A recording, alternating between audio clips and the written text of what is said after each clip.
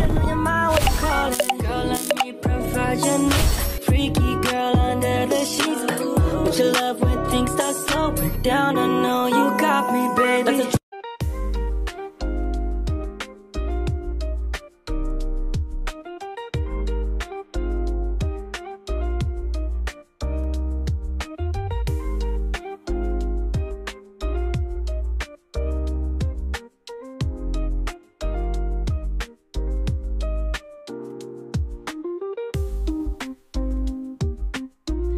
Andito po tayo ngayon sa bayan ng Gumaca, Quezon at meron po akong bagong property na i-offer sa inyo.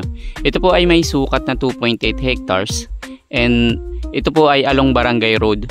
Bali, ito po ay nadaanan ng Barangay Road dito sa pagitan ng mga property na to. Yan. Bali, ang start po ng property ay dito po sa puno ng acacia na to. Then 300 meters po galing po dito papunta po dun sa unahan na yon.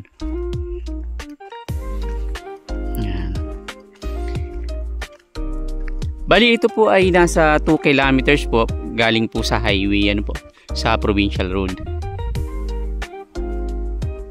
And ito pong mga puno ng nyug dito ay nasa 200 pa pong kapuno. Bali, yung 100 daw po ay namumunga na, then yung mga hindi pa po namumunga ay nasa 100 din. Pero malalaki na rin po siya, ayan, kung mapapansin nyo po.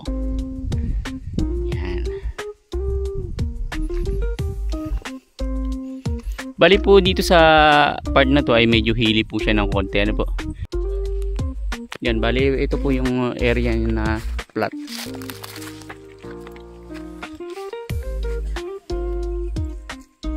Then bali ang boundary po nito ay sapa. Dito po sa area na ito, nandito po yung sapa. Titingnan po natin kung gaano po kaganda yung kanyang sapa.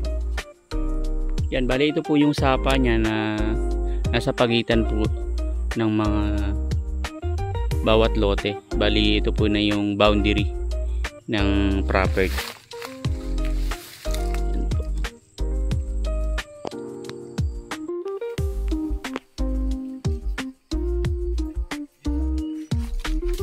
Bali ito po ay napaligiran ng sapa, ano po.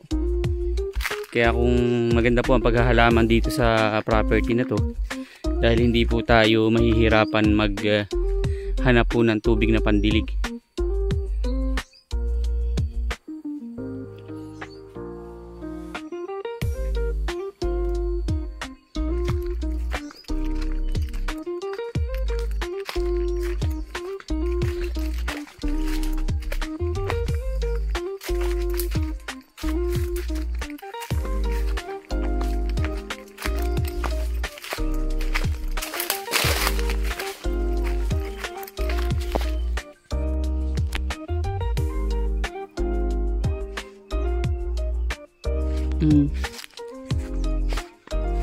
Marami pong acacia dito sa loob po ng property, ayan. Kaya ito na po yung mga nyug niya.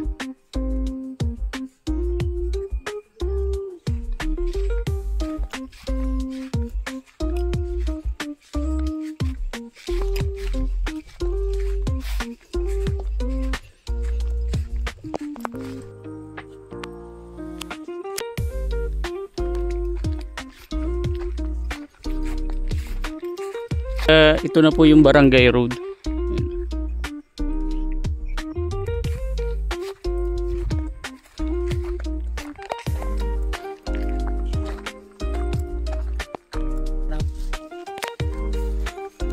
Yan, bali ito po ay kasama po dun sa 2.8 hectares. Bali ito na po yung dulo ng property.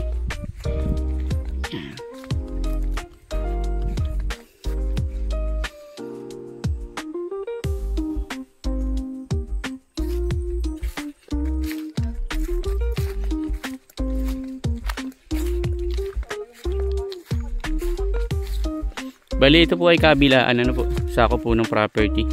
Dito po sa left side tsaka sa right side.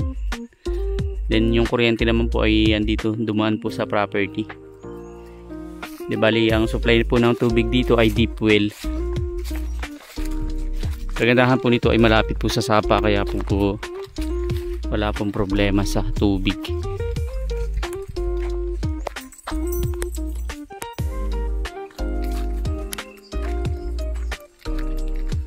Yan, ito po ay halos kapantayan po dito sa area na ito.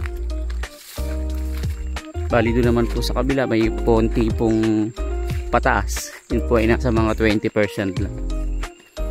Ito po ay halos nasa 80% po ang plat nito.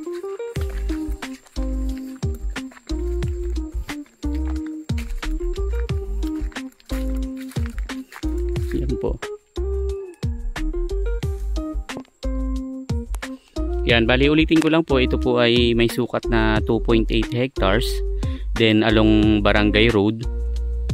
Then ito po ay may frontage po sa Barangay Road na nasa almost 300 meters. Then ang puno po ng nyug nito ay nasa almost 200 pa. Yung kalahati po ay namumunga na. Then yung kalahati naman po ay halos malapit na rin pong mamunga na po.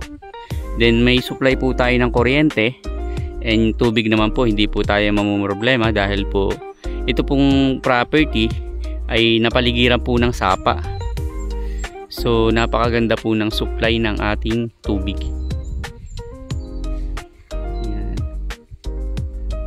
80% flat, then 20% slope. Ito po yung slope niya, hindi naman po kataasan. Yan.